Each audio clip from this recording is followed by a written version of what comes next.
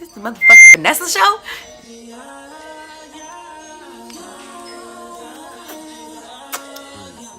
Hello, everyone. Thank you for coming to my channel. This is my first video. So, most of you know me as Vanessa. You can call me Ness. That's it, just Ness. It's good. Alrighty then. So I just want to start off first and foremost by welcoming you all into my world. Anyways, I am a dork. All right. Now let's get down to business, down to what is truly important here today.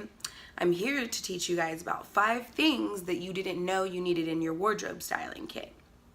This is obviously not a full list of everything you need in your kit. And these are 5 things that you didn't know you needed.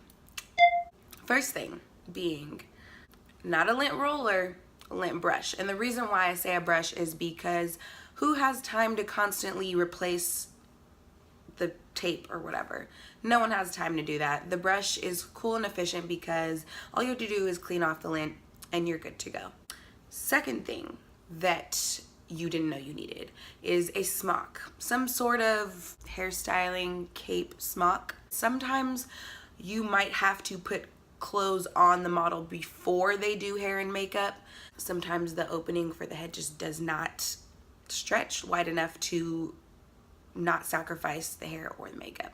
So I would say if you have to dress your model first before hair and makeup, that is a really good tool to have so that you don't dirty the clothes, obviously.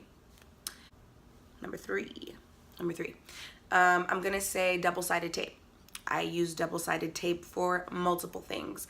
I just feel like it's a lot more seamless. You don't have to fold the tape in order for it to stick on both sides. For example, I use double-sided tape when I try to stick a clip on the back of an earring when my model doesn't have piercings. But I mean, double-sided tape you can use for pretty much any purpose of some type of adhesive. I wouldn't recommend it for fashion tape replacement, only because you wouldn't want your model to break out in a rash because of the adhesive that happens when you have sensitive skin. So let's not make our models break out in rashes. Number four, so black masking tape specifically to mask the bottom of the shoes. I know a lot of people who use the blue one, which is fine, but personally I feel like it's easier to edit out, or it's less distracting in the photos when they're photographed if the tape is black instead of blue. So black masking tape to mask the bottom of your shoes. Number 5. This one is really important, and I feel like this one gets overlooked a lot depending on who is owning the studio and whatnot. But for editorial, most of the time there is a white seamless, aka background, backdrop, whatever you want to call it, but the proper term is a seamless. So a lot of people who own studios do not want people walking with their shoes all over the seamless. So I would say surgical shoe covers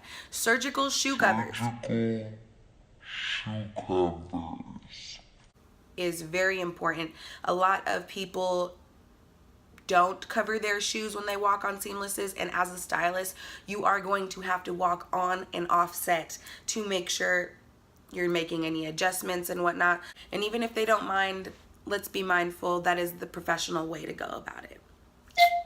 I just want to make it clear to you guys that being a stylist has absolutely no correlation with being best dressed.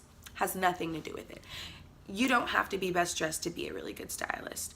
As long as you have an eye for detail, you enjoy making things look visually appealing, you know how to sell a product, that is what makes someone more of a good stylist. And there's just so many different avenues when it comes to styling, and I just wanted to make it a point that you do not have to be best dressed to do this job.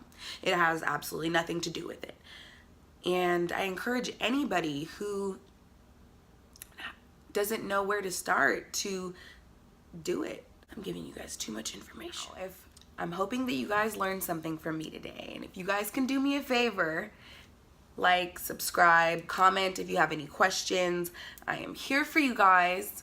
Thank you so much for watching my channel. I will catch you guys next time.